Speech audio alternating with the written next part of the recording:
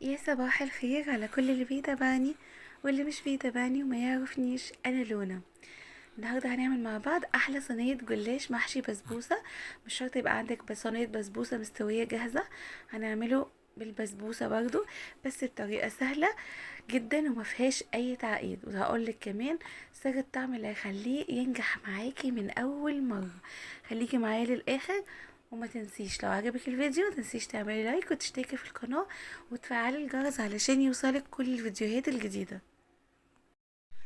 كده انا لسه مطلعه صينيه الجلاش من الفرن حالا. اول حاجه لازم تبقوا عارفينها ان الجلاش بيبقى سخن جدا وبسقيه بشربات بارد. دي اول حاجه لازم تبقوا عارفينها. الجلاش بيبقى سخن جدا والشربات بتاعه بيبقى بارد. تعالوا بقى هقولكوا على الشربات المظبوط اللي مش مسكر قوي ولا دلع، ما يبقاش بتاكلي الحاجه وتجزع. فده احسن كمية عملتها للشربات، وهي عبارة عن كوباية ونص من المية عليهم كوباية ونص من السكر. بحطهم على النار، أول ما يغلوا بالشكل ده بنزل عليهم بعصر نص ليمونة وظرف من الفانيليا البودر. لو مش متوفرة تقدري تنزلي بفانيليا سايلة، مفيش أي مشكلة. وبسيبه على النار 5 دقايق لحد ما السيرم بتاعي يتقل. الجلاش بيحب الشربات التقيل. وكمان معلومة، لو مش عاملين بسمنة بلدي تقدروا في الخطوة بتاعة الشربات ان انتوا تنزلوا بمعلقة صغيرة من الزبدة البلدي، بتعزز الطعم جدا وبتخليه كأنك عاملاه بسمنة بلدي، ومحدش يشك ابدا ان انتي مش عاملة الجلاش ده بسمنة بلدي. اول حاجة بقى بعد ما خلصت الشربات بركنه على جنب واسيبه يبرد. بجيب هنا دقيق البسبوسة معايا اللي هو دقيق السميد. تقدري تشتريه سايب من عند العطار، او مش عايزاه سايب ممكن يبقى بيبيع في اكياس زي الكيس اللي انت شفتيه ده. بنزل بقى بشوية 3 معالق كده سمنة محترمين، وبتنزلي بيهم على النار في طاسة او صينية عندك، وبتنزلي بكام معلقة كده من البسبوسة على حسب كمية الجلاش اللي انت هتعمليها. وببتدي احمصهم على النار. بتتحمص على طول، لازم ايدك فيها على طول وتفضلي تقلبي تقليب مستمر. اول ما تلاقيها باللون الذهبي ده كده هي جاهزة على ان انتي تحشي بيها الجلاش. وطبعا لازم تبقى ايدك فيها زي ما قلتلك علشان بتتحرقش. فلازم تبقى تفضلي تقلبي فيها تقليب مستمر علشان يبقى لونها كلها واحد وما تتقلبش، ما تبقاش منها شوية محروقين وشوية لا. دي كده لفة الجلاش بتاعتي. نوع الجلاش تقدروا تستخدموا اي جلاش انتوا بتفضلوه.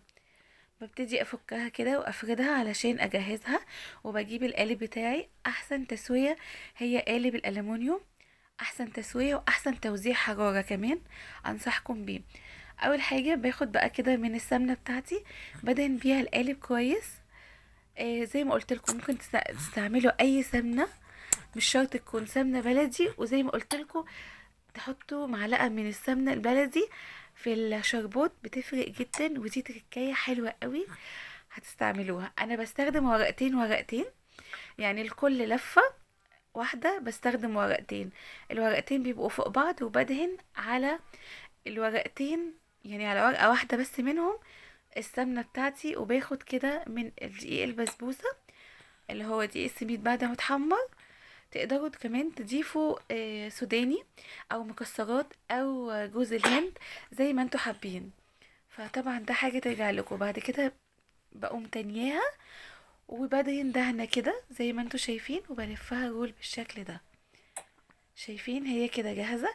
وببتدي ألف واحد واحد وأحطه في الصينية وأرصهم جنب بعض بالشكل ده. كده أنا رصيتهم كلهم، ببتدي أقطعهم. التقطيع بقى الحجم اللي انتوا عايزينه، حجم صباع الجلاش اللي انتوا عايزينه، دي حاجة ترجع لكم. كده بكون كمان مشغلة الفرن مسبقا قبلها كده ب5 دقايق على درجة حرارة 180 رف وسط. بيدخل في رف وسط، ما بندخلش تحت خالص. يستوي براحته في خلال من 25 ل30 دقيقة بيكون استوى. ولو حابين لون محمر اكتر بتقدري تشغلي عليه في اخر حاجة الشواية 5 دقايق وتلاقيه خد اللون اللي انت حباه. كده استوى وطلع. وزي ما قلت لكم كمان الشربات هيكون بارد خلاص، علشان عشان كده بنبتدي بيه هو الاول. وببتدي بس ايه صينيه الجلاش بتاعتي بالشربات البارد، وصينيه الجلاش بتبقى سخنه لسه طالعه من الفرن. كده احنا ما كناش محتاجين بسبوسه نعملها، نسويها الاول وبعدين نحشيها. لا، ده اسرع صينيه جلاش بالبسبوسه، مقرمش من بره ومن جوه.